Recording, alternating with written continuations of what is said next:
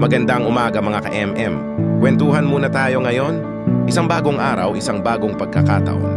Habang ako'y nagbabalik tanaw sa ating mga nakaraan, napagtanto ko kung gaano kahalaga ang bawat sandali, ang bawat hakbang na ating tinatahak upang makapagbigay ng maginhawa at masaganang buhay sa ating pamilya. Sa bawat paggising ko sa umaga, alam kong may mga responsibilidad akong kailangang gampanan. Hindi ko pwedeng balewalain ang mga maliliit, tanda ba kaya na mas malaking epekto sa kinabukasan. Ang simpleng pagkilos, ang pagsisikap na magtagumpay sa mga gawain, ito ang mga pundasyon ng ating buhay. Hindi madali ang magtaguyod ng pamilya at alam ko na hindi sapat ang maging magaling sa isang bagay lang. Kailangan ng maraming sakripisyo, disiplina, at walang sawang pagtutok sa mga layunin natin bilang pamilya. Bilang isang tao na may malasakit sa kinabukasan ng aking mga mahal sa buhay, ang bawat araw ay isang pagkakataon na magpakita ng sipag at tiyaga.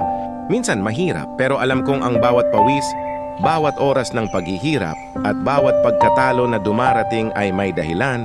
Lahat ito ay tumutulong sa akin upang maging mas matatag at mas handa sa mga pagsubok na darating.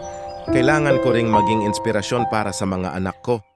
Ang mga malilit na bagay na ginagawa ko, ang mga kasanayan na ipinapakita ko sa araw-araw, ay siyang magiging gabay nila sa kanilang paglaki.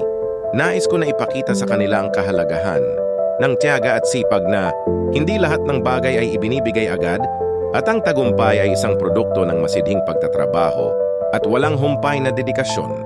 Sa mga pagkakataong pakiramdam ko'y pagod na at nais ko ng sumuko, naiisip ko ang mga mata ng aking pamilya. Sila ang aking lakas, ang aking inspirasyon. Hindi ako titigil hanggat hindi ko nakikita ang bawat isa sa kanila na masaya, matagumpay at buo. Kaya't patuloy tayong magsikap, magtrabaho at magtiwala. Kahit na ang daan ay madalas na mahirap, ang bawat hapon ay meron hilit. Hindi natin kailangan ng mabilisang tagumpay. Ang mahalaga ay ang bawat araw na nagtatrabaho tayo ng buo ang puso at layunin. Dahil sa huli, ang ating sipag at pagkakaisa bilang pamilya ang magdadala sa atin sa tagumpay. Napahaba na ang kwento ko sa inyo.